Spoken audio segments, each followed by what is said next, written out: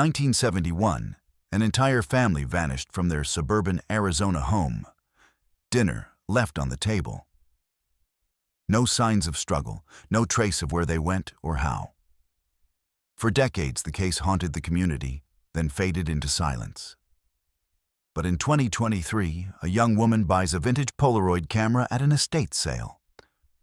One that came from the very house the Langleys once owned, inside a sealed film cartridge. What it captured was never supposed to be seen. Subscribe for more real-life-inspired true crime mysteries. What you're about to hear is based on a case that was buried for over 50 years, Phoenix, Arizona, September 3rd, 1971. The ceiling fan turned slowly above the Langley family's dining table, its blades catching the fading orange light of a desert evening's shadows, lengthened across the floor, stretching from the hallway to the kitchen, like fingers reaching for something unseen. Dinner was still warm, 4 plates roast, chicken, canned green beans, and buttered rolls. The glasses were half full, one of them a small blue plastic cup had tipped on its side, its contents soaking into a paper placemat colored in crayon by a child's hand. At the table, 2 chairs were tucked in, one was pushed back, slightly angled. The last sat empty, but still pulled out as if someone had left in a hurry. A small wind-up toy dog spun in slow circles on the floor near the living room carpet. Its mechanical barks now silenced. By time, the family's actual dog, a terrier named Mags, scratched at the front door. Whining softly, the front door was wide open. Neighbors would later say they noticed the lights were on. Well past midnight, that wasn't like the Langleys, not Edward, who worked sunrise shifts at the power plant. Not Clara, who always tucked the kids in by 8:30.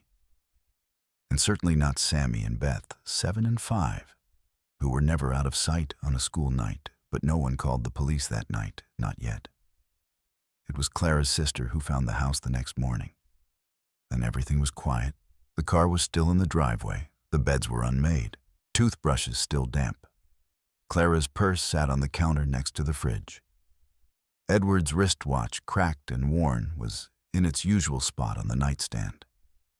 And in the living room, half hidden beneath the curtains, was the family's Polaroid land camera strap.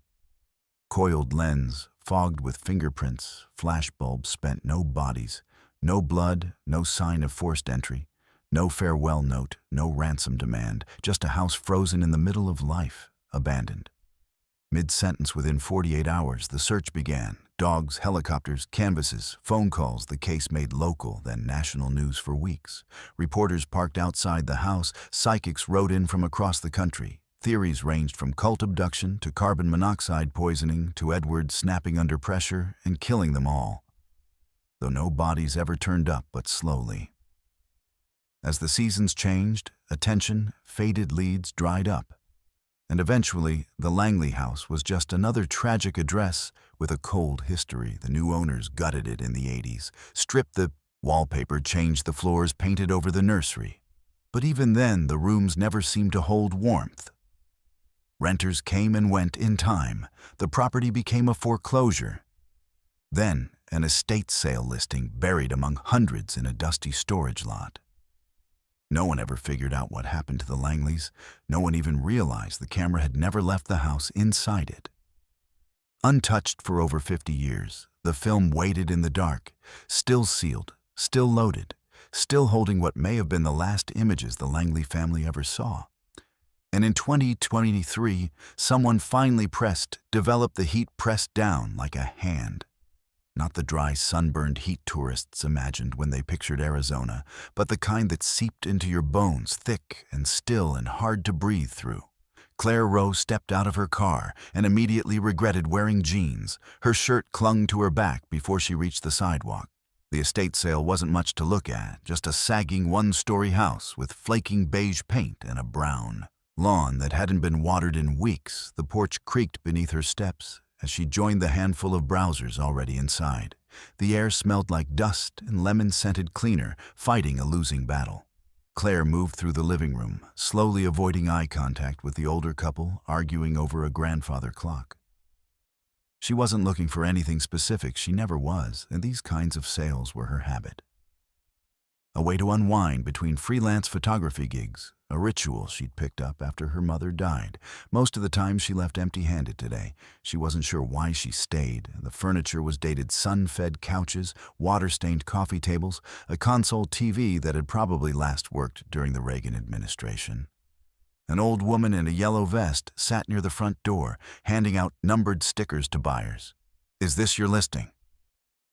Claire asked, gesturing to the space. "Nope," the woman said without looking up.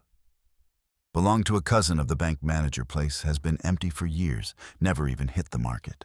Claire nodded politely and wandered deeper into the house. The back room was cooler. A dusty ceiling fan clicked rhythmically above boxes labeled with peeling masking tape. The clutter was what caught her eye: old radio shoeboxes full of tangled cords, mismatched tableware, and a shelf of National Geographic issues from the 60s. A milk crate sat wedged in the corner beneath a pile of kitchen towels. She bent down and tugged it free. Inside, nestled among cracked picture frames and rusted cookie tins, was a camera. A Polaroid land camera model 210. Heavy, cool to the touch, and the kind her mother used to carry on road trips. Claire turned it over in her hands. The rubber grip was worn smooth, but the shutter button clicked when she tested it. It still had a strap, and surprisingly, the film compartment wasn't empty. She popped it open, and there was a full sealed cartridge inside. Claire blinked. Most people left these things empty to avoid corrosion. But this one looked intact, a strip of yellow tape stretched across. The top sealing the cartridge shut. Something had been scribbled on the tape in faded ink, almost illegible. Now she tilted the camera to catch the light. "Do not develop." A chill crawled up her arms, despite the heat. It could have been a prank, a joke, or some superstitious scribble from a paranoid relative. But something about it didn't feel like a joke. Still, Claire couldn't put it down. "How much?" she asked the woman at the front. "For what? The camera, the Polaroid?" $5, the woman said. "Everything in that back room is priced to clear." Claire handed her a 10 and waved off the change. She left without looking at anything else. That night, she sat at her apartment's kitchen table with a camera in front of her and a mug of lukewarm tea. She'd forgotten to finish. Her apartment was a converted guest house. Small, quiet, filled with plants and books and tools of her trade. The only light came from a desk lamp angled down at the Polaroid. She ran a cotton swab along the cartridge slot, cleaned the lens, replaced. The corroded batteries with fresh AAS the camera powered on it hummed faintly. Claire hesitated. Her fingers hovered over the film door. "Do not develop." She thought of throwing the cartridge away or slipping it into her storage box and forgetting about it. But that wasn't who she was. Her brain was already working the angles, if the film was usable. And that was a big, if it might hold photos from the late 60s or early 7s. Maybe it was nothing, maybe it was gold. She peeled back the tape. The glue had hardened, but gave way with a sharp crackle. She loaded the cartridge into the camera and pressed the shutter. And the machine made a mechanical whirring sound as the first photo emerged, black, just black, overexposed or expired. She laid it on the table and tried another, where the second image came out just as blank. But the third, Claire froze as the photo began to develop. A dining room mid-century table, 4 place settings, roast chicken and green beans. The light fixture above was old, the ceiling fan just visible. In the frame, it was like a time capsule, a perfect frozen moment. But there was something wrong with it, something she couldn't quite place. She held the image closer in the corner of the photograph. By the edge of the frame was a hand, just fingers white, knuckled and curled tightly around the corner of the table, not posed, not smiling, gripping. She set the photo down. Her heart was beating too hard. Now she took another shot, the camera whirred. Another photo slid out this time. It was a hallway, yellow walls, family portraits on the right. The perspective was strange, as if someone was standing too close to the lens, like the shot was taken in a hurry. The final photo emerged slowly. It was the same room, but empty. No food, no plates, just overturned chairs. The light fixture above tilted slightly. its glass cracked, and in the doorway, leading outside a small shadow, a child face turned away. Claire leaned back, stunned. It wasn't just that the pictures were old. It wasn't just the creepiness of the photos themselves. It was the overwhelming sense that she was seeing something no one was meant to find. That these photos had been taken on a night when something had gone terribly wrong. She turned the camera over again, scanning for a name, a serial number. Anything a faint label was stuck to the inside of the strap. Langley 428 Sycamore Street.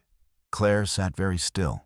She knew that name not from photography, not from history, from a podcast episode she'd half listened to last year.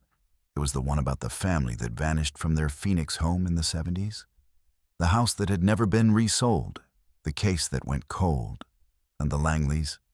She looked down at the photo still developing on the table. The child in the doorway was barefoot, and the shadow stretching toward them was not theirs. Claire didn't sleep that night, and the 3 photographs sat like quiet warnings on her kitchen table, arranged in the order she'd pulled them, and the final one showing the empty room and the child's silhouette seemed to darken by the hour like it was holding something back until it was ready to be seen.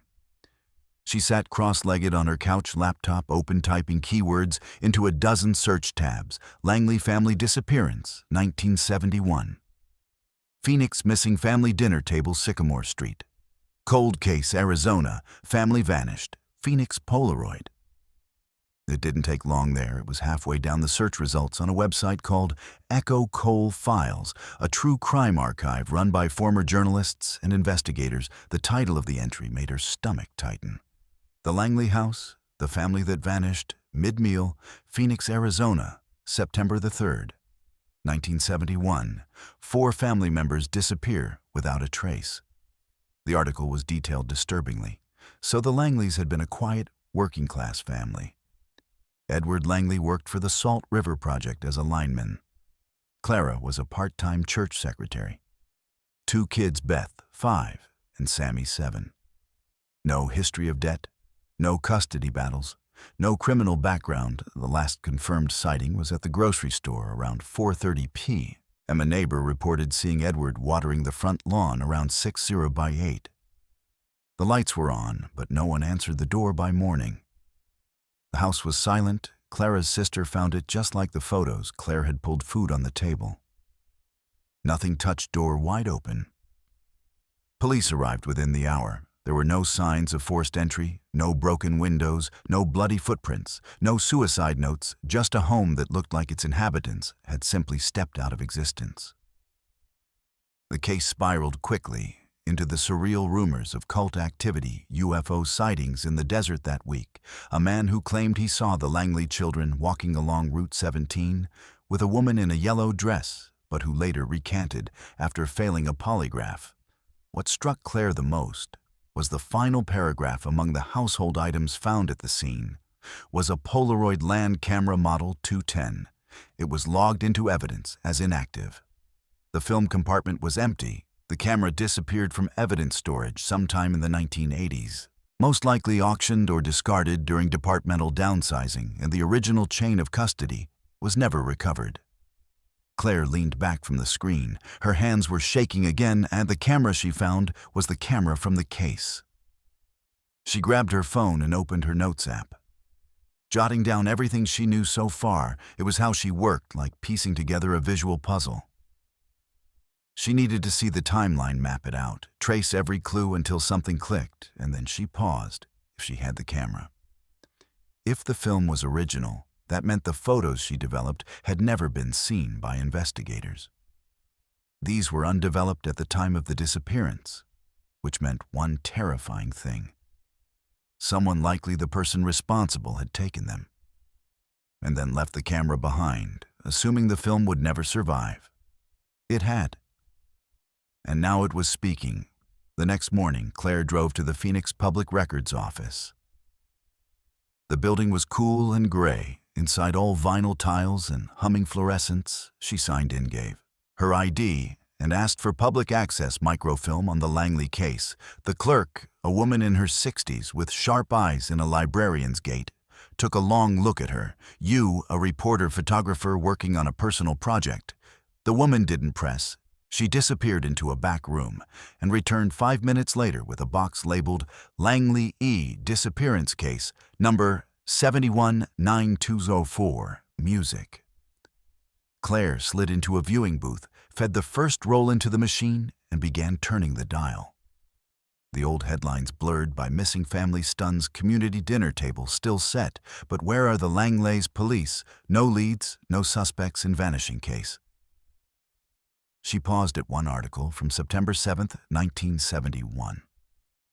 The front page included a black and white photograph of the dining room taken by police. Claire squinted, and the shot was nearly identical to the one she had developed at home. Same angle, same lighting. But something was missing in her photo. The hand gripped the corner of the table in the police photo. That part of the table was cropped out entirely. She flipped to the report details. Several lines were blacked out. Note film recovered in camera was blank. Possible light exposure, camera logged, no further analysis requested. Object considered non-evident.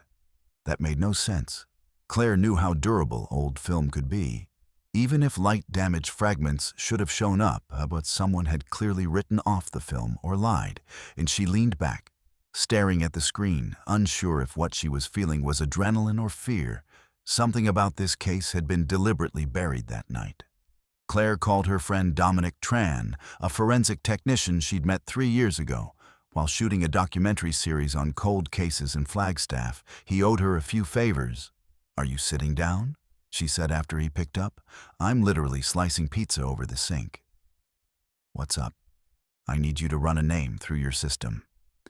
Raul Drios, pause. "That's random." "It's a lead connected to a missing persons case from 1971. I found photos, ones that were never logged." Dominic sighed. "You're serious. I have the actual camera." She heard his breath catch.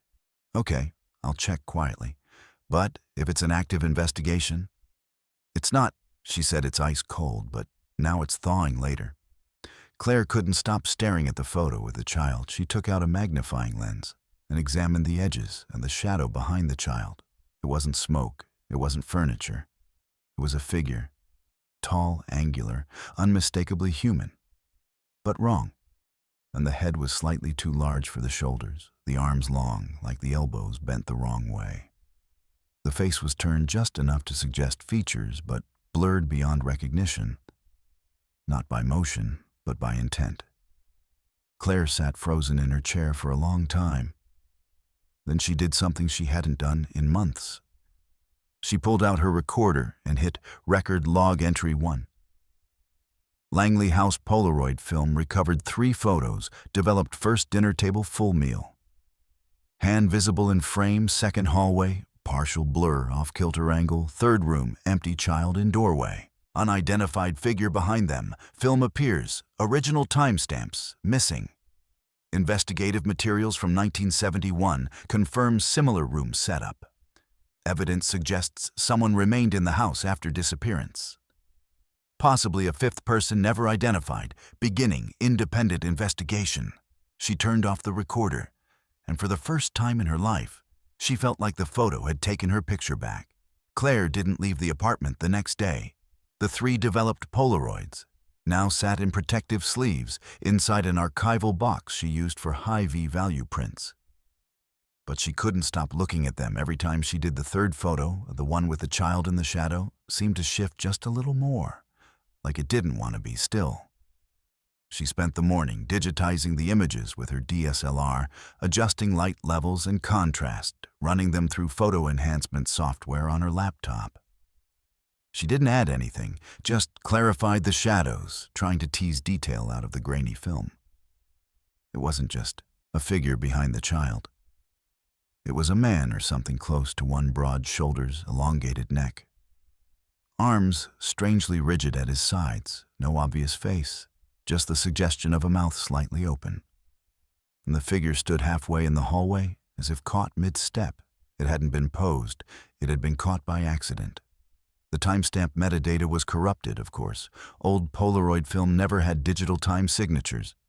But the dust on the lens, the streaks on the emulsion, Claire could estimate the shot had been taken at or just after sundown, and the final light before a house went dark. She opened a new project folder on her desktop, Langley Photographic Evidence, RAW, and started uploading the files by noon. Dominic called. "I ran the name you gave me," he said. "Raul Dreyfus. There's no record in any major state database, no driver's license, no arrest record, not even a DMV entry for the 1970s. "What about property records?" Claire asked. "Anything tied to Sycamore Street? There's one hit." Dominic said deed transfer for 428. Sycamore in 1981 from county repossession to a trust named Desert Willow Holdings. The trustee on file R. Dryos, so he took control of the property after the Langleys vanished. Looks that way. Might have been a shell name. I dug into Desert Willow Holdings. It dissolved in 1983. No tax returns, no business filings, just vanished. Claire's heart started to race. Dominic, if this guy staged the disappearance and then bought the house through a trust, it's not just suspicious, it's premeditated. "I know," he said, "but that's not even the weirdest part." He paused. I looked up the original forensics from 1971. The film was logged as damaged, declared blank. But guess who signed off on the analysis? Claire waited. Detective First Class Vernon Dreyfus. Her skin prickled. "You think they were related, same last name?" Small city department back then would have been easy to fudge paperwork, especially if you wanted something to disappear. Claire stared at the camera sitting on her desk, have Vernon Dreyfus's signature scanned. Dominic added, "Want it? Yes, send everything that night." Claire pulled the blinds and set the photos out again. She placed the third image, the one with the child and the man, under a large magnifying glass and tilted the lamp low. And then she saw it in the top right corner, barely visible, unless the light hit just right, was a sliver of reflection in the hallway mirror. It wasn't part of the figure. It wasn't the child. It was someone else. A third presence, a face watching Claire. Staggered back from the table. No matter how she angled the lamp, of the reflection remained a warped face with vacant eyes, wide close to the mirror, as if whoever it was had been hiding just out of frame. She grabbed her notebook and wrote, "Third person visible in mirror reflection, appears too high to be child. Possibly observer or photographer if Langley family is gone." Who took the final photo? She stared at the question for a long time. Then she circled it twice. 2 days later, she drove to 428 Sycamore Street. She hadn't meant to go. She told herself it was just curiosity. But when she passed the street on her way to a shoot across town, something in her gut twisted and she made a quick turn. Parked, got out the house, stood exactly as it had in the photos, single-story chipped white paint, overgrown shrubs, choking the windows. A real estate sign hung crookedly on the chain-link fence, half covered in vines, for sale. Bank-owned property. No entry without agent. Claire walked the perimeter, slowly, camera slung over her shoulder. She shot a few wide angles from the sidewalk, framing the front porch, the kitchen window, the cracked walkway leading up to the door. It was quiet, too quiet. She moved to the side gate and found it unlocked, slipped through in the backyard. We'd stood chest high, a rusted swing set leaned against the fence, one of the chains hung loose. The seat lying flat in the dirt, the slider door was boarded shut.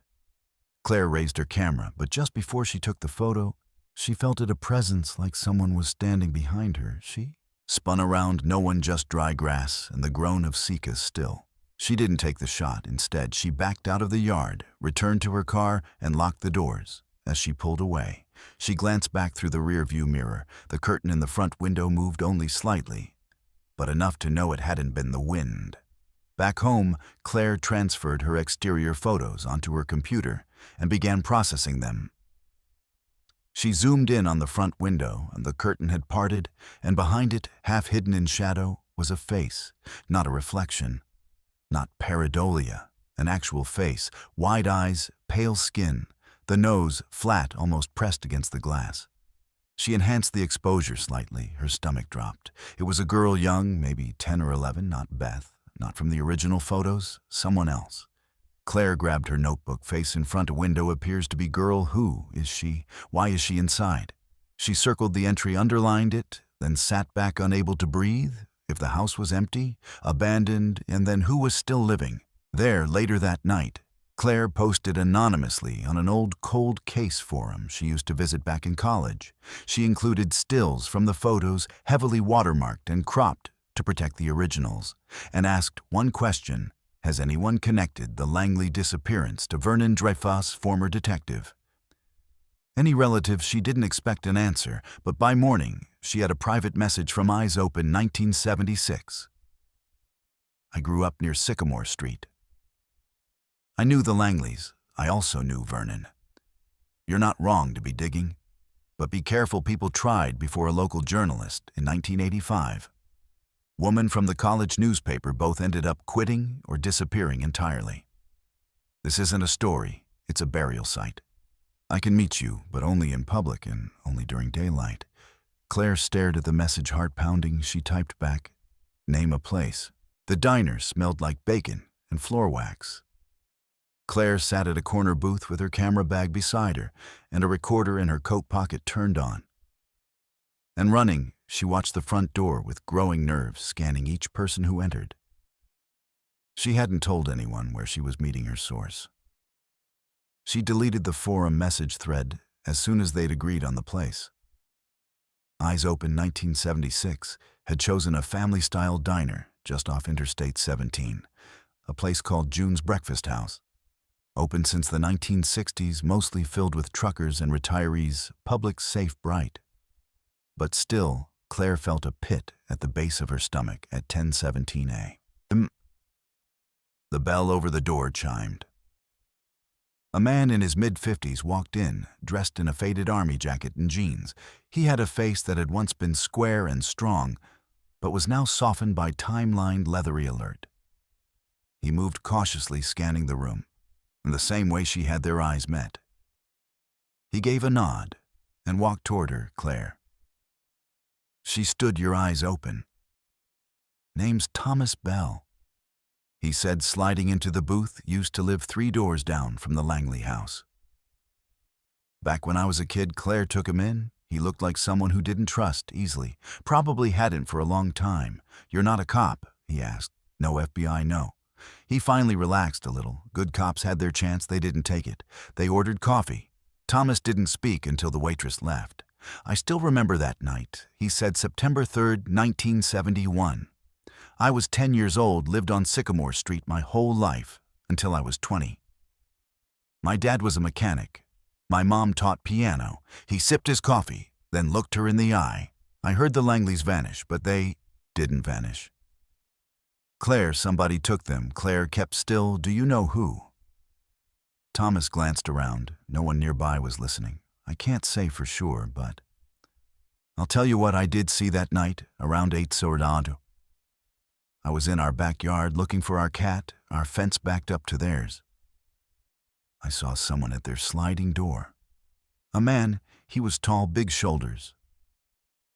I thought it was Mr. Langley at first, but then he stepped into the porch light. He looked away.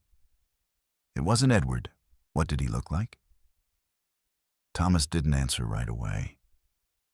You ever see someone and just know something's wrong, not because they're doing anything, just because of the way they feel in a space? This guy didn't walk like he belonged in that house. He moved slow, deliberate, like he was acting but didn't understand how people are supposed to move. Claire's throat was dry. I only saw him for maybe 10 seconds, Thomas said. Then he turned and closed the sliding door lights. Inside went off a minute later. After that, the house was just still. Did you tell anyone? My dad, but he said I was imagining things, said I was being dramatic, that the Langleys probably just went on a trip and forgot to tell someone. The police came the next day. I told them what I saw, know what they did. She shook her head. Nothing. They didn't even write it down. One officer patted my head and said I had a vivid imagination. Told me not to talk about it to the neighbors. Claire took out the digitized photos and laid them on the table, flipped over for privacy. I found these in the original camera from inside the house. You need to see them.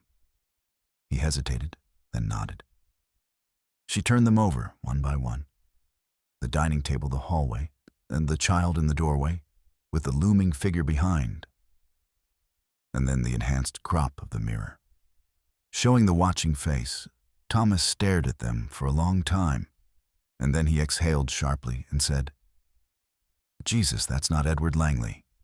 Claire said, "That's someone else. Maybe the man you saw."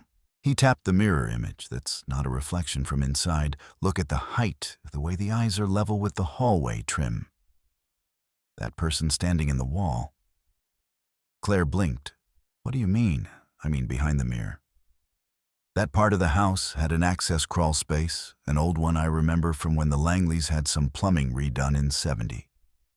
My dad helped with the job. The mirror is built into the drywall. But there's room behind it." Claire leaned forward so someone could have been hiding. Thomas nodded slowly. "That house has dead spaces, crawl tunnels, storage gaps between walls. It was built cheap and fast in the '50s. It's like a honeycomb in there." Her mind raced. The child in the photo wasn't just in danger, they were being watched from multiple angles. Claire lowered her voice. "Do you know anything about Vernon Dreyfus?" Thomas looked up sharply. "I haven't heard that name in years. He was lead detective on the case, signed off on the film evidence. His blank later acquired the house through a shell." Trust Thomas's jaw clenched. "That doesn't surprise me. Dreyfus was dirty. Everyone knew it. But no one had the stones to say it out loud, and he was obsessed with that case, spent more time in that house than anyone else. My dad said he kept going back at night, even when the investigation was closed." Claire's skin crawled. "I don't know. But people said they saw lights on when it should have been empty. Sometimes a car parked down the street with the lights off. Dreyfus died in the '90s heart attack, I think, but the whispers never stopped. Some say he wasn't just covering something up. They say he lived there for a while in secret." Claire looked down at the photos again. "Then who's in the house now?" Thomas didn't answer back at home. Claire uploaded her interview recording and filed it alongside the photos. She stared at the enhanced mirror image, now digitally cleaned and sharpened. What if the house had never been empty? What if it had always been watching? She opened her recorder again. Log entry 2 interview. With Thomas Bell, eyewitness from 1971, confirmed sighting of unknown male at Langley resident. Same night of disappearance, description matches figure in third photo, possible. Hidden access behind hallway mirror implies second photographer or observer, next step. Re-enter 428 Sycamore document wall. Interiors, investigate crawl space attempt, contact with current occupant if any. She closed her laptop, heart pounding. Then she packed her flashlight, gloves, and camera, because if the answers weren't in the photos, they were still inside the house. Claire waited until just before dusk. She parked 2 streets over from Sycamore. Changed into dark jeans and a black hoodie and a packed light, just her camera. A small LED flashlight, latex gloves, and a crowbar wrapped in a towel. She told herself this wasn't breaking in, it was reclaiming evidence. Something had happened in that house. And if the system wouldn't chase the truth, she would. As she walked the last 2 blocks, the wind picked up, scattering dry leaves. Across the sidewalk, the neighborhood was quiet. Half the houses looked vacant, the rest, too. Run down to have security systems, the Langley house sat like a bruise in the middle of it. Forgotten and fading, its porch light long dead. Claire ducked behind the side gate and slipped into the backyard. The slider was still boarded up. She knelt by the window, nearest the back of the house. The same room shown in the second Polaroid. The screen was rusted at the corners. She pried it off carefully, then pressed her hands against the glass, unlocked. She hesitated only a moment, then pushed the window, groaned upward on the warped rails. Claire slid inside and landed in the dining room. It was cold, colder than it should have been for an Arizona evening. The air inside felt still unmoved, like it had been sealed for decades. She clicked on her flashlight and swept the beam across the room. The wallpaper was peeling, the light fixture above the table hung crooked, missing one bulb. Dust coated every surface. The room was frozen, almost just like the Polaroid. But the table and chairs were gone, so were the plates. Only a faint rectangle of cleaner floor tiles remained where the table had once stood, and she made her way to the hallway. The floor creaked under her feet, the sound loud in the silence. She passed a faded family photo. Edward, Clara, Beth, and Sammy all smiling. Beth wore a blue dress with white daisy buttons, the same dress as in the police report, the same dress from the photo. Claire kept moving. The hallway ended at a door closed but not locked. She pushed it open. It was a bedroom. Pink wallpaper, sun-faded, and peeling stickers of cartoon animals dotted the closet door. A child's room. The window had been painted shut, and the room smelled of old fabric and dry air. She turned back toward the hallway and stopped to her left. Halfway between the dining room and the child's bedroom was the hallway mirror. Large oval framed in black painted wood. It was clouded now, but unmistakable. This was where the reflection had been. Captured, Claire reached out and touched the glass cold. She knocked hollow. She stepped back and examined the wall. A faint seam ran around the mirror's frame, just wide enough to suggest it wasn't flush with the drywall. She pressed along the edges. One corner gave way. A panel popped loose with a quiet snap behind it. Darkness, a crawl space. Claire slipped on her gloves, pulled out her flashlight, and crouched down, and the opening was tight, maybe 3 ft tall. She angled her headlamp and slid in on her stomach, pulling herself forward on her elbows, and the space stretched behind the walls like a narrow tunnel. Beams as old insulation pipes. She coughed as dust rose around her, but kept moving after 6 feet. She hit a junction, another passage branching off at a hard right, toward what would have been the living room wall. She turned the beam of her flashlight, caught something ahead, something that wasn't wood or pipe. She crawled forward until it came into focus, a cot metal framed, covered in filthy blankets next to it. Sat an overturned crate used as a makeshift table on it, a water bottle, an old lighter, a torn and comic book, and a Polaroid photo face down.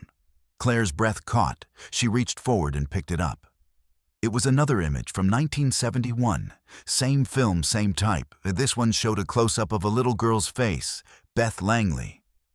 And she was crying, her eyes red and swollen. Her hands were tied in front of her. The background was too dark to place. But the flash illuminated enough the child had been photographed after the disappearance. She turned it over in faded ballpoint pen someone had written. She still cries, but not for long. Claire felt the panic rise in her throat. She turned off her light, held her breath, listened, and heard it breathing. Not hers, shallow, raspy from deeper inside the wall. Claire backed up slowly, her elbows scraped insulation, her knees caught on something sharp. She didn't dare turn the light back on. The breathing grew louder, then stopped. She crawled faster, heart through 2 lungs burning. She twisted out of the crawl space and fell back into the hallway, gasping. Her hands shook as she reattached the panel, pushing it flush against the frame behind the wall. Something scratched softly against the wood. Not violently, not fast, just enough to let her know it was there. She grabbed her bag and ran for the window, climbed out without closing. It hit the yard and sprinted through the gate. She didn't stop until she reached her car that night. Claire sat on her bed with a new photo laid out on her pillow. Her hands still shook. She recorded a new log entry log. 3 evidence recovered from crawl space behind hallway. Mirror Polaroid image shows Beth Langley. Post-disappearance confirmed physical distress message on back implies ongoing captivity. Suggests at least 1 family member survived for extended time crawl space. Inhabited recently evidence of water comic sleeping cot, heard active breathing while inside wall. No known occupant of house listed in property record returning tomorrow.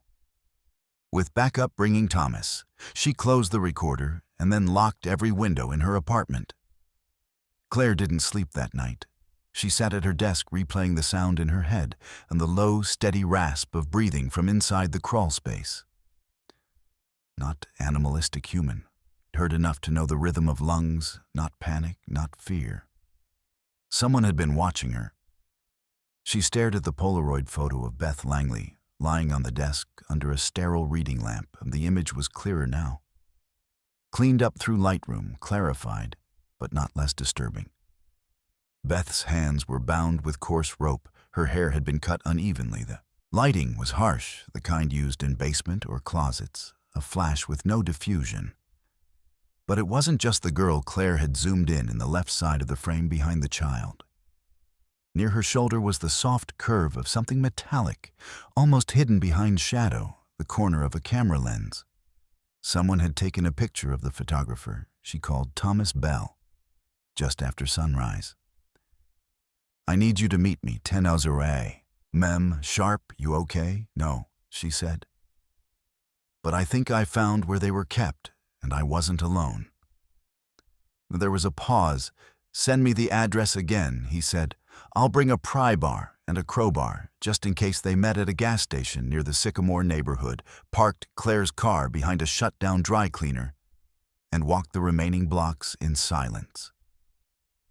Claire had brought her camera gloves, flashlight recorder, and a new item, a handheld gear counter which Dominic had mailed overnight from Flagstaff, not to check for radiation, but for electrical activity and magnetic interference.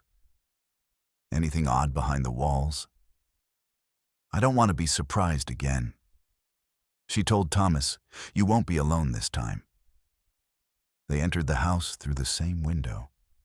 Inside, it was just as cold. The smell was stronger now.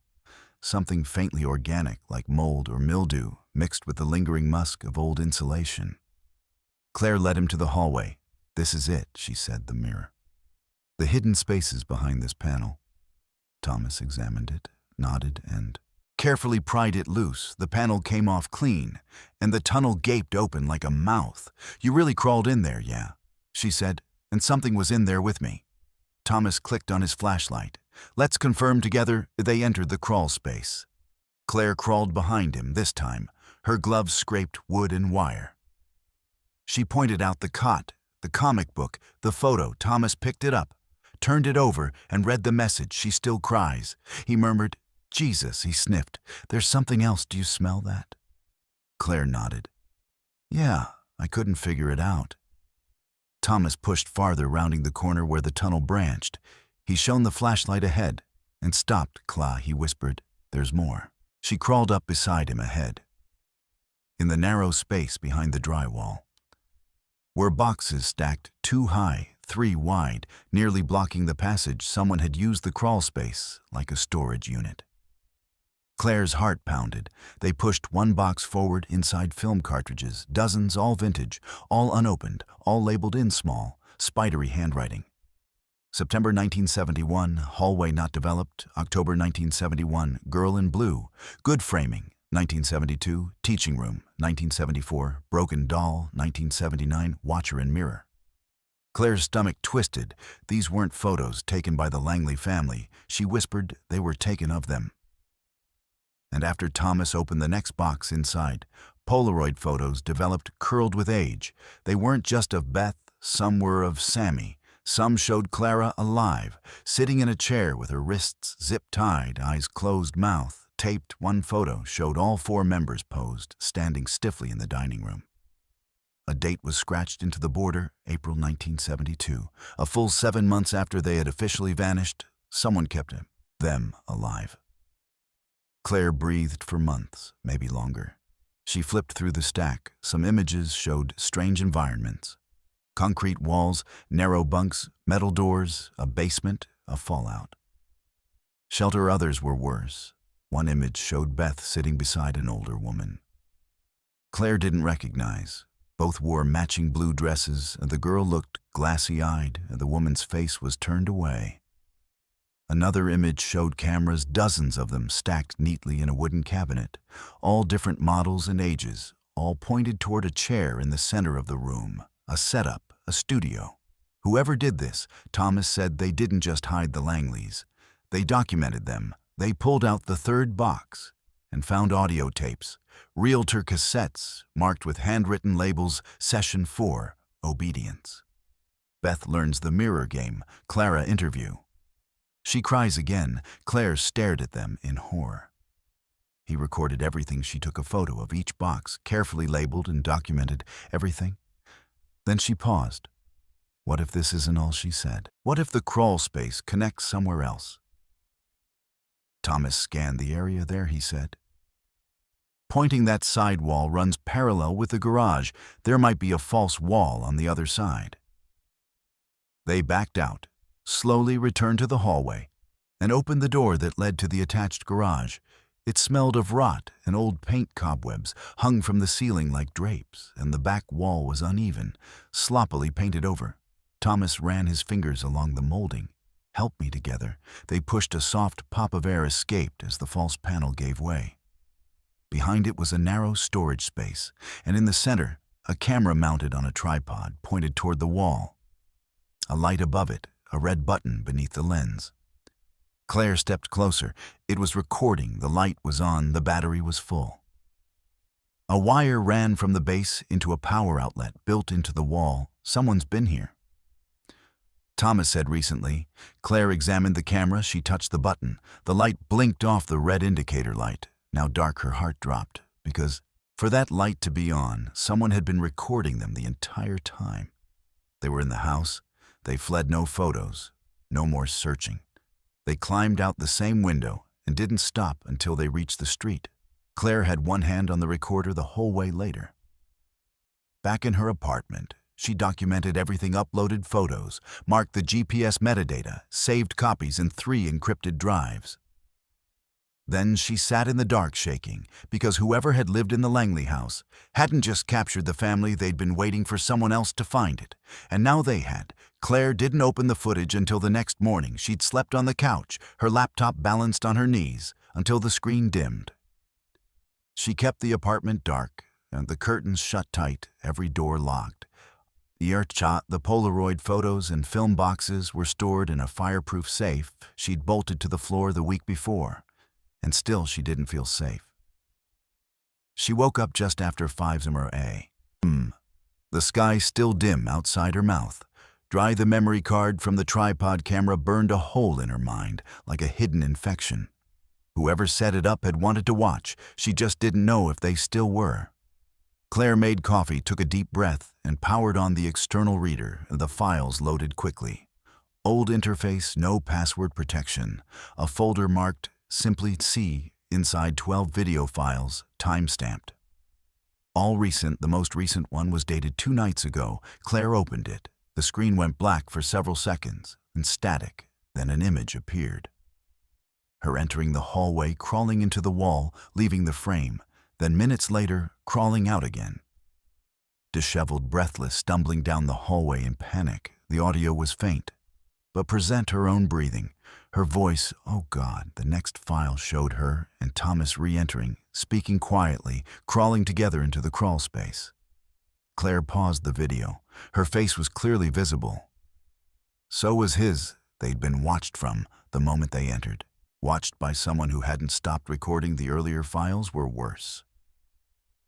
One, dated from 3 weeks ago, showed a different woman, younger, blonde, dressed in hiking gear. She came alone, entered through the same window. She held her phone up like she was live streaming, but she didn't speak. Claire fast-forwarded. The girl moved room to room, stopped at the hallway mirror, touched it. Then cut the screen, cut to static for 6 seconds. When it returned, the girl was sitting in a chair in the dining room, motionless, staring off screen. Her hands were in her lap. Her mouth was moving, but no sound came out. She didn't blink. Claire rewound, rewatched. The time code proved it. There were 6 minutes of missing footage cut, manually erased, and whoever filmed it had restitched it to resume mid-sentence, as if nothing had happened. Claire opened another file. It was empty, just a blank room, a still hallway. But every few minutes, something subtle shifted, like the angle changed, like the camera itself had moved. She opened one more. The camera faced the hallway mirror at 2:03 a.m. A figure passed behind the glass, not reflected, not lit, just a flicker of motion behind the wall. Then another flicker, then 2 pale hands, small, childlike, pressed softly against the inside of the mirror from behind. Claire slammed her laptop shut. An hour later, she met Thomas at a park near the freeway. Neither of them wanted to go to the house, not yet. She brought a burner phone, the Polaroid prints, and a USB drive with the camera footage. "I've seen the videos," she said, without preamble. "He's watching the house in real time from inside." "I don't know, maybe not anymore, but recently, yes, there's footage of us, footage of others. He's still recording." Thomas wiped his face. "This is more than just obsession. He's feeding on it?" Claire handed him the USB drive.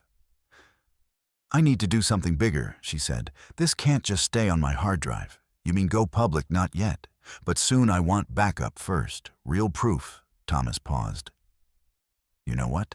I remember about the Langleys. They were good people, quiet kind. Edward helped fix my dad's truck when it stalled during a storm. Clara used to bring us leftover pies." Claire looked down at the photo of Beth. "I think someone kept them in that house for years, then moved them, and I think the person who did it is still nearby." Thomas frowned. "Vernon Dreyfus is dead." Claire nodded. "But what if someone else picked up where he left off that night?" Claire posted anonymously again on the Cold Case forum this time, with a blurred image of the second Polaroid, the hallway photo she included, an edited version of the reflection. No context, just a message for those still watching. "We see you now. We have your film." Yet the reply came 5 hours later from a new user, Shuttered Eyes, 1973. "Then you know where it ends. Go back to the cellar behind the waterline, under the crossbeam." One last roll remains. Claire reread the message 6 times. She hadn't posted any details about the crawl space or the mirror or the basement. Whoever sent that message had been in the house recently, and they were giving her a lead or bait. The next morning, she and Thomas returned to 428 Sycamore.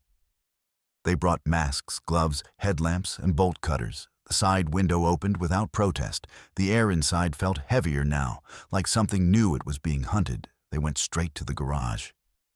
The far wall was damp. A thin copper water line ran through the drywall near the floor beneath it. Just where the message had said, they found a loose section of wood beam softened by time. Claire pried it back inside, a cloth bundle tied tight. She pulled it free. Inside were 4 items: a roll of undeveloped Polaroid film, a small pendant necklace with a cracked locket, a burned photograph, only the edge remained a boy's shoe and part of a fireplace, and a note folded yellowed, written in a woman's hand. Claire unfolded it with trembling fingers. "To whoever finds this, we are still here. He won't let us leave. He makes us pose. He makes us lie. He says if we smile, he'll bring food. If we scream, he turns off the lights. I don't know if anyone remembers us, but if you do find Beth, please, Clara Langley." Claire stared at the signature until her vision blurred. Thomas reached for her shoulder. "We found them," he said softly. "Even if it's too late, we found them." Claire wiped her eyes. "Number, we're not done, because if Beth's still alive, he might still have her, and somewhere waiting to be developed was the last photograph." Claire drove straight from Sycamore Street to her friend Dominic's lab in Flagstaff. 4 hours north and 5. 0 eft higher, but the desert gave way to pine. The heat softened into cool wind, and still the weight in her chest didn't ease. The film roll sat in a padded archival case on the passenger seat, cushioned like it was made of glass. It was still sealed, unopened, since at least the 1970s. The cloth bundle had reeked faintly of smoke, and the burned photograph tucked beside it haunted her. The partial image of a shoe, a fireplace, and scorched paper curling at the corners. Something told her that wasn't just any photo, it was a warning. She didn't call ahead. Dominic owed her more than one favor, and he wouldn't ask questions. He worked out of a university basement lab used for restoring fire-damaged documents and fragile negatives, mostly for the archives department. She parked, grabbed the film, and went inside. Dominic raised his eyebrows the moment he saw her. "Claire Rowe, I should start charging you rent. I need your best scanner, a controlled dark room, and maybe moral support." He glanced at the case in her hand and the expression on her face. He didn't ask. "Room 3. Let's see what you've got inside the lab." Claire pulled on gloves and laid the cartridge on the table under a clean light. She moved carefully, treating the thing like it could detonate. It was a Polaroid 1/8 pack, extremely rare. The chemicals were likely unstable, and the film could be degraded beyond use. But there was a chance. Claire gently peeled the paper seal. The hiss of dried adhesive gave way, and the roll inside gleamed dull silver in the light. "Still intact?" Dominic asked, watching from the corner, surprisingly. She said she loaded it into a restored camera, the same model as the one from the Langley house, and pressed the shutter. The camera made its mechanical were a photograph, slid out into her hand, black expired. She laid it aside and tried again, another. Where this one developed slowly, not black, not empty, she turned it toward the light and froze. It was Beth Langley. But older, as she stood barefoot on a concrete floor wrapped in a blanket, her face half-shadowed. A small chain dangled from her right ankle, barely visible near the floor behind her. The outline of a fireplace, the same one from the burned photograph. Claire's voice was tight. "This is post-1971. At least by a decade she survived," Dominic whispered. "He kept her alive." Claire shook her head. "Number not just alive, he raised her." She developed the next shot, Beth, again sitting at a table, a Polaroid camera in front of her, but she wasn't looking at it. She was looking past it, toward someone, toward whoever was holding the real camera. Her expression was blank, not afraid, not angry, just resigned. "Next one." Dominic said Claire pulled the third photo, a blurry image of a man's back, tall, wearing a black shirt. He was standing in front of the fireplace, hunched over something. There were shelves behind him, filled with film boxes, photo albums, and what looked like IDs, passports, laminated cards, names. Claire leaned in. "I need a loop." Dominic handed her a magnifier. She studied the shelves carefully, squinting at the IDs. One had the Langley surname, another, Charlotte Lee, a third, Wendy Stone. Different names, different faces, all young women, all with the same distant eyes. "Claire," Dominic said, his voice suddenly strained. She looked up. He was pointing at the next photo developing on the tray. It showed Claire herself, sitting in her car, taken from a high angle. Recent, her hair was pulled back. She was on the phone. She remembered that moment. It was outside the grocery store 2 days ago. Her throat closed. She hadn't seen anyone nearby. No one had approached, but someone had been close enough to capture her through a long lens. They were being watched still. Dominic started sealing the photos into sleeves. "This is serial. It's organized. He's documenting everyone who gets close. You're next." "No."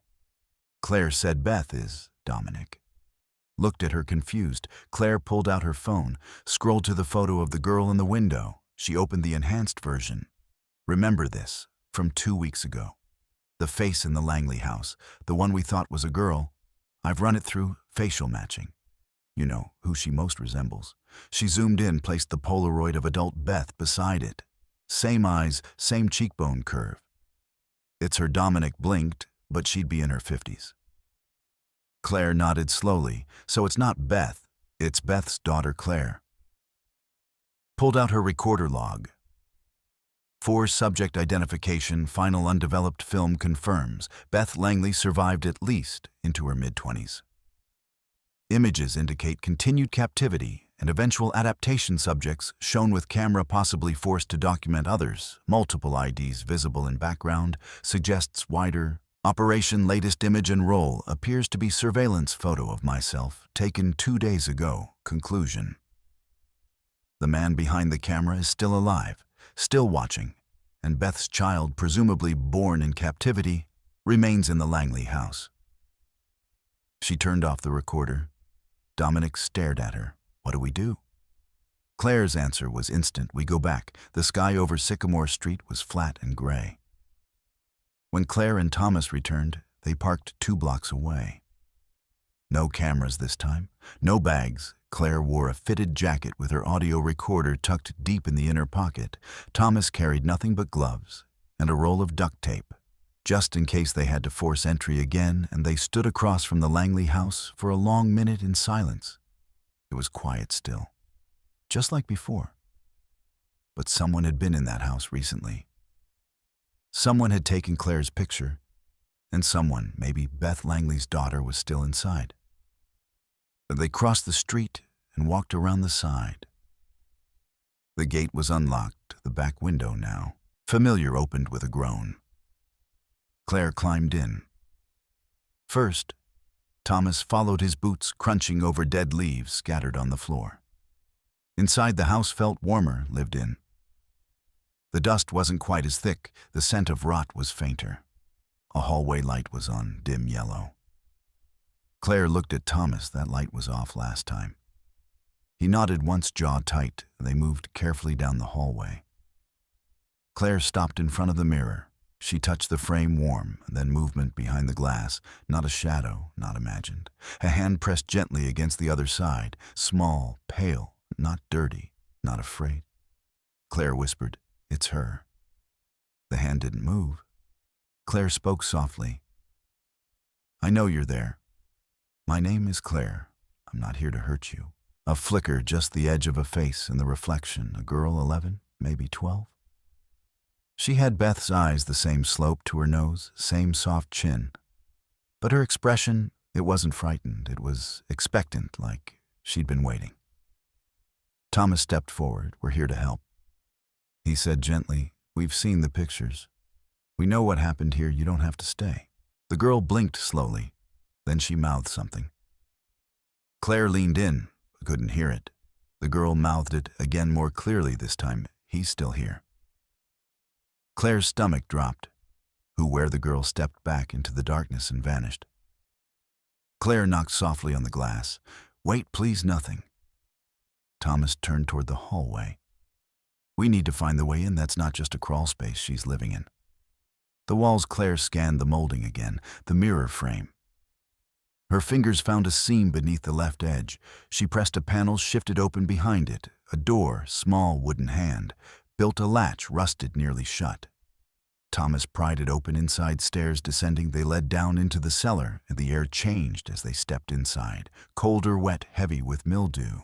They descended the stairs slowly. Claire flicked on her flashlight, with a beam cutting through thick shadows. The cellar was larger than expected. 20 by 30 ft, reinforced with concrete and wooden beams. Along the walls were shelves, crates, cabinets. Bay, mattress, a space heater, a plastic tub of clothes, a bed of blankets in the corner. Someone lived here. Thomas whispered, "This isn't abandoned. She's been here recently." Claire moved toward a shelf lined with books and notebooks. Most were filled with drawings, simple pencil sketches. A girl in a dress, a woman tied to a chair, a man with a camera, a mirror, a hallway. Each sketch was labeled in a child's hand. She flipped one page. "Mama cries too loud." Claire stopped. She flipped another. "I hide when he comes. I hide in the wall." And another. He says, "I am the camera now." Suddenly a footstep upstairs. Claire and Thomas froze. Another footstep, heavier. Claire killed the flashlight, and the cellar dropped into pitch black, and the sound came again. Creak, then another. Someone was in the house. Claire moved behind a support beam, pressing her back to the cold concrete.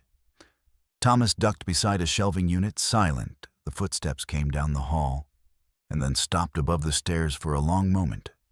Silence, then a voice, low, male. "You shouldn't have come back." Claire's skin went cold. The voice was deep, measured, calm. "Do you think I don't know who you are?" He said, "You walk into my house. You touch my things. You steal what isn't yours." A pause. "Beth taught me how to spot people like you. Curious, hungry. You don't want truth. You want a story." Thomas looked at Claire, his eyes wide. "Go." She mouthed now. She reached slowly for her recorder, clicked it on silently in her pocket. The voice continued. "She tried to run once, so did her daughter, but the house keeps them like it keeps me." Another pause. "She's mine." Then a door slammed upstairs, footsteps running now away. Claire waited 10 seconds, then 20. Thomas emerged first. "He's leaving." Claire grabbed her flashlight, turned it on again. She scanned the room for the girl. Nothing. She moved to the mattress, pulled back the blankets. There, a trap door, barely noticeable, hidden beneath. She opened it. A narrow shaft ladder built into the concrete, a tunnel leading under the house. Claire turned to Thomas. She has another exit. She's still alive. We need to get out before he comes back. And they didn't use the stairs. They went through the tunnel. It was damp, cold, crawling with spider webs. But it came out beneath the broken fence 2 blocks away. In the alley behind an abandoned house they ran. Didn't stop until they hit the main road. Later that night, Claire uploaded the recorder audio to her laptop. She listened to his voice again, calm, collected, possessive. She opened the last sketch from the notebook, a girl behind a mirror, a woman in chains, and in the corner drawn faintly in pencil, a man with a camera smiling. The next morning, Claire filed an official report with the Prescott Police Department, not under her own name. Not yet. She created a secure folder, encrypted, time-stamped, cataloged, and submitted audio clips, photographs, and GPS data using a burner laptop from a library computer. She flagged the contents anonymously. Possible evidence. Child in danger. Suspected female minor in concealed space at 428 Sycamore. Street believed born in captivity, psychological and physical risk. Ongoing immediate intervention required. She included 1 audio file, the man's voice from the cellar, and 1 photo, the girl's reflection in the mirror. She watched the progress bar until it hit 100%, closed the browser, and left by midday. Police cars had surrounded the Langley house. Claire parked 2 streets away and watched from a nearby hilltop through binoculars. 6 officers, 1 van, a crime scene tent was erected over the front yard. The window she had used to enter was now boarded shut. A woman in a department windbreaker spoke to someone with a clipboard. Another man, likely from CPS, stood with a medic at the side. Side entrance. Claire's chest tightened. Then she saw her, the girl wrapped in a silver thermal blanket, eyes wide, barefoot on the grass. She was holding a small stuffed rabbit, hair matted but alive. Claire watched as paramedics approached gently. The girl didn't resist. She didn't cry. She just kept glancing over her shoulder. Back toward the house later that evening, Claire met Thomas on his porch. I saw them bring her out. She said she looked like Beth. Thomas nodded slowly. Did you hear what they found? No, they're calling it a survival bunker. But it was more than that. They found 3 rooms, all hidden beneath the house, connected by reinforced tunnels, cameras, journals, food stores, a studio. CLA's stomach turned, and a burned mattress, chains on the floor. What they believe was a confinement room. She had been kept there. Claire, that man, we don't even have a name yet. He raised her in total isolation. Claire looked down at her notebook, and Beth Thomas hesitated. They're still looking. But there were blood traces in the deepest room, old, stained into the concrete. Claire closed her eyes. I think she died down there. I think he buried her beneath the house, or worse. Thomas said nothing. Claire spent that night digitizing the sketches from the basement. Each one a testimony. She filed them in a folder, marked Witness, Child of House. Some drawings told of meals in silence, of being taught to speak only when spoken to, of being made to reenact photos from old. Polaroids posed, like her mother posed, like others. She recorded another log. A log. 5 police have recovered an unidentified female child from the Langley residence.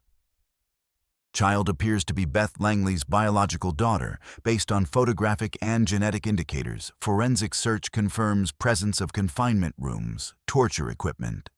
Audio evidence submitted as of tonight. Perpetrator remains unidentified. Possible connection to Vernon Dreyfus. Still under investigation. Next objective, locate Beth Langley's final resting place. She ended the log and stared at the blank screen. Beth's voice had never been recorded, her face frozen only in photos, but her daughter had drawn the truth. The next morning, Claire received an encrypted message from Shuttered Eyes, 1973. You saw her, but not him. Basement wall, south corner. There is a cabinet behind it. The original negatives. Claire didn't wait for Thomas this time. She drove to the crime scene perimeter, parked, and walked until she found the right officer. She held out her press credentials.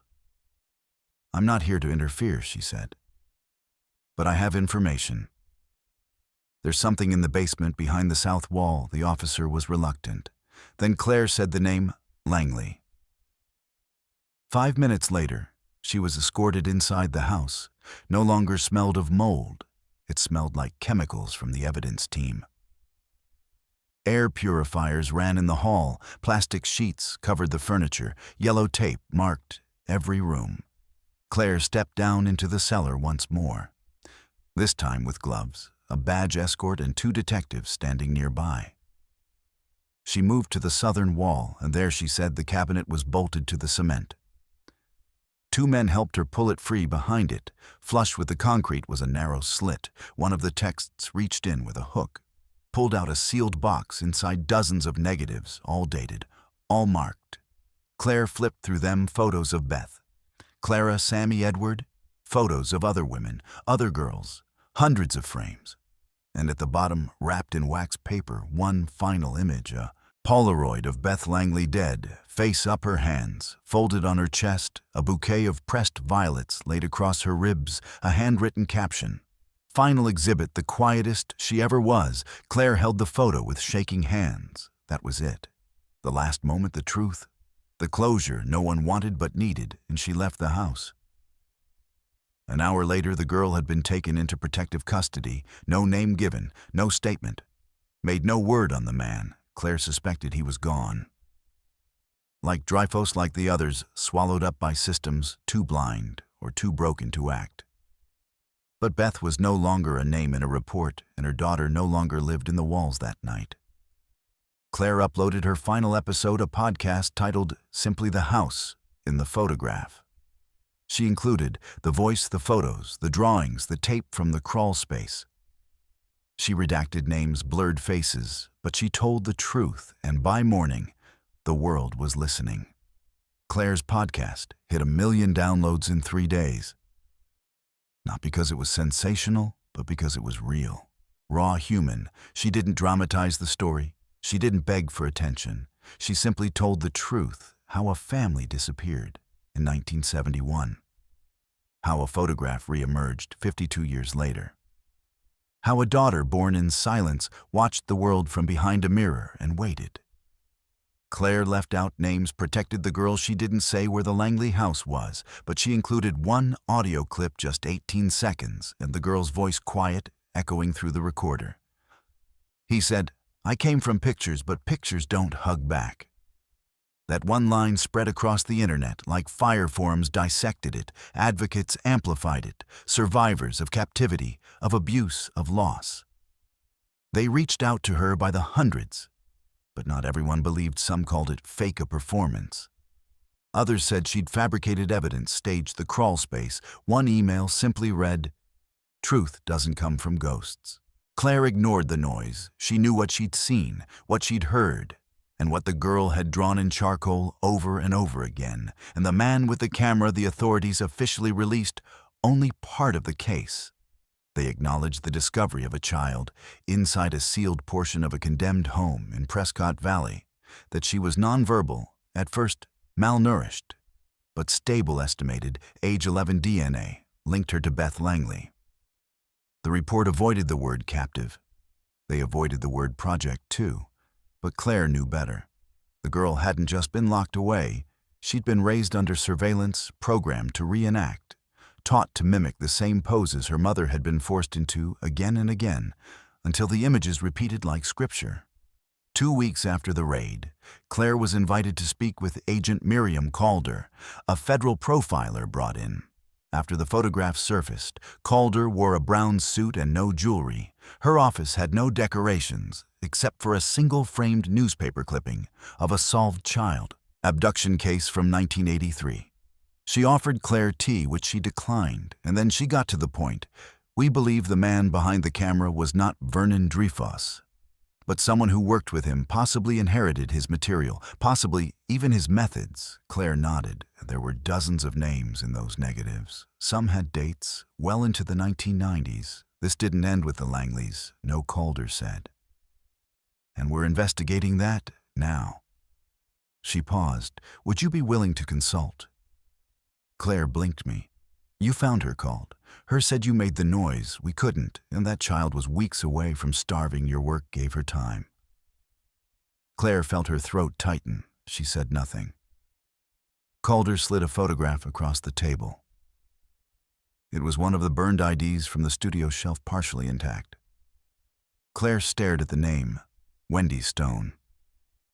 Dobb, 1977. Disappeared from a rest stop outside of Tucson in 1985. Calder said, never found. We believe she may have been housed in the same system, same cellar layout. We think Beth may have been forced to care for her. Claire swallowed, so she wasn't alone down there? Calder shook her head. None of them were that night. Claire sat on her balcony under the stars and stared at the quiet street below. She hadn't gone back to Sycamore Street. She couldn't. But she had the drawings, the tapes, the voice, and the names. She pulled out her notebook, started a list. Beth Langley, Clara Langley, Samuel Langley, Wendy Stone, Charlotte, Lee, Leah, Anton, Rachel Black, Eden, Avery girls, whose faces had appeared in those frames, some blurry, some posed, some screaming, all frozen in that house, in that system. Then she added one more. The girl in the mirror? No name yet. No birth certificate, no fingerprints on record, only drawings and silence. But she was real. And she had survived. Claire recorded a new episode. Not for the public, just for herself. Log 6 names in the dark. There is a girl, she's out. Now she wears different clothes, eats hot food, but her eyes are still scanning doorways. The man who raised her may be gone, but the rooms remain. There were others' names on film, faces, and drawings. This wasn't a single house. It was part of something larger, and someone somewhere is still watching. But now we are watching back. She ended the recording, and then added one final entry to her list. Watchers, no address, no face, just the word, and the promise that this story wasn't done yet. And the girl sat quietly in the therapy room, her feet tucked beneath her in a patch of sun. She didn't speak much yet. Sometimes she answered with nods. Other times with pencil drawings they'd given her a notebook. Blank pages, no lines. Today, she had drawn a window through the glass. A woman was reaching in arms. Outstretched, a camera hung at her side, unopened. The girl had drawn herself on the other side of the window, reaching back above the image she had written. Just one word found. Claire stood on the other side of the glass, the real one. A two-way mirror between her and the child, and she didn't wave. She didn't cry. She just watched. The therapist beside her spoke softly. We've started calling her Lily. Is that her name? No. The woman said she won't give us one, but she liked it when we said it, so it stuck. Claire nodded. The room was warm. Bright toys scattered on the floor. Soft music in the background. A far cry from the concrete cellar she had lived in for years. She's drawing more now. The therapist added every day, and yesterday she asked for colored pencils. Claire smiled faintly. She's coming back to herself, she said, or maybe finding who she was supposed to be. 3 weeks later, Claire received a package in the mail. No return address inside a VHS tape, a pair of gloves, and a single Polaroid photograph. It showed the side of a different house, a boarded window, faint handprints on the inside of the glass. She played the VHS tape on an old deck at the university archive. The screen was static at first, then a basement, a woman tied to a chair. The date in the corner, 1986. The name scrolled at the bottom. Wendy Stone. Claire watched for 6 minutes, then stopped. She placed the tape in an evidence bag, took it straight to Agent Calder's office. They're still out there. Claire said this wasn't one man. It was a network. Calder looked grim. We think you're right, and now we have our first traceable location. Tucson. Claire nodded. I want to be involved. You already are that night. Claire recorded her final episode in the house in the photograph series log, 7 exit frame.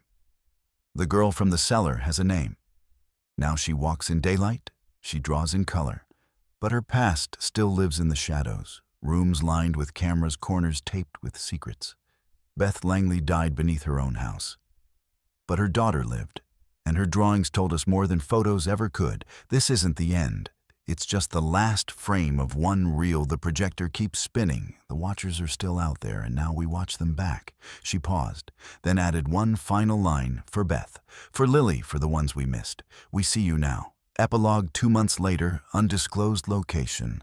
Lily sat at a desk, crayons scattered around her. She drew a sun afield, a small house with blue shutters. Then in the bottom corner, almost as an afterthought, she drew a woman, thin, gray dress, hollow eyes watching from the edge of the field. Her name was written in faint, perfect handwriting. Miss July, the case, had never mentioned that name. Claire would see the drawing the next morning and freeze, because in the photo archives recovered from the crawl space weeks earlier, one of the photo boxes had been labeled July Series Initiation. And next to it, in another child's drawing, Miss July Always Smiles. The frame widened, the mystery deepened, and the house still stood empty now, but never silent.